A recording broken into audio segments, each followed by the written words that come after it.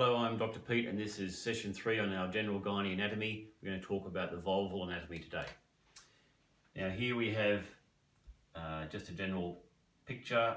This is the clitoral hood, and around here you have the opening to the vulva, and everyone has a different shaped labia.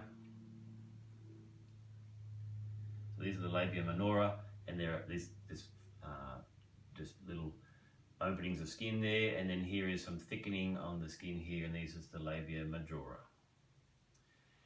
And this is the clitoral hood here, and behind that is the clitoris. Here we have the opening to the vagina, and then you can see in here the vaginal walls, which looks like wrinkled skin. And right above this opening to the vagina, here we have the urethra.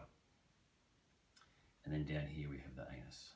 So now we'll just go through what's important about this anatomy and its different terminology. So we've got, here we have, I'll just write in black to make it easier. These are the labia minora, and these thicker ones back here is the labia majora. You know, small, big, that's what that means.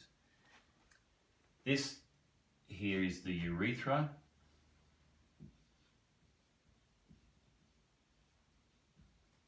And this here is the clitoris.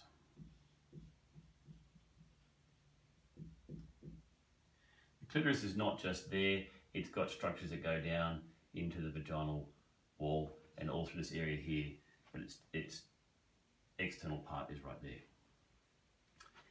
The entrance to the vagina, here we refer to this as the introitus.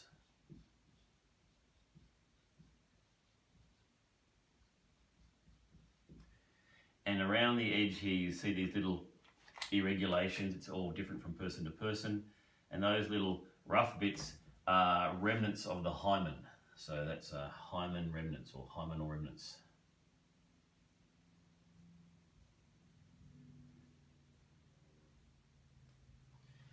The reason why they're significant is when somebody gives birth, often there's some sort of a tear here, 70% chance of a tear, and these little hymenal remnants are good little landmarks to know which bits to connect back to which bits, and it makes a good repair.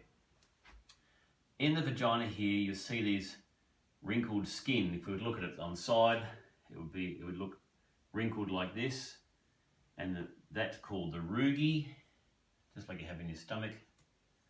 I probably can't spell rugae today, but the rugae is this wrinkled skin, and that allows for change during childbirth, for the whole thing to expand up, and during intercourse. And now here you can't see them generally, but there's usually a little tiny gland here which opens just on the entrance here and entrance here, and that's called the Bartholin's gland. Just get rid of that line there. These are the Bartholin. You can't see them in normal unless they have a problem. So that's Bartholin glands. And right next to here, there is some periurethral glands.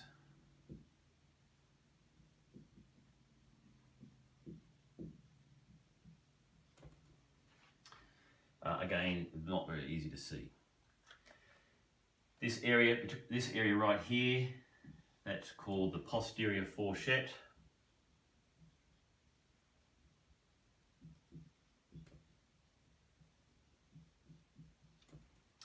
And the area between there and the anus, that's referred to as the perineum.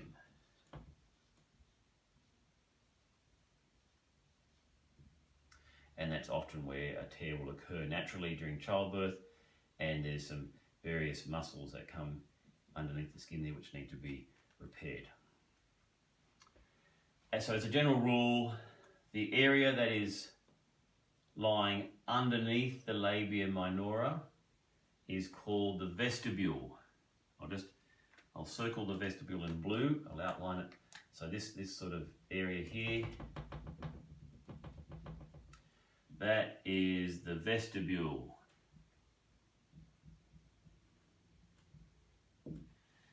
And the area that is defined by the labia majora, these big areas here, all around there, that is the vulva.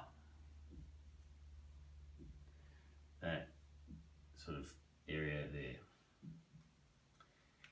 One other little thing which is important is that when you need to put a catheter into a lady, it's hard sometimes to identify where the urethra is, and it's sometimes people get the clitoris confused for the urethra. But if you look for this part here, which is smooth wall, and this is the rough wall, at the junction between the rough and the smooth is where the urethra will lie. So if ever you're having difficulty identifying where it is, try and find the rough skin of the vagina and come anterior and you'll find the urethra.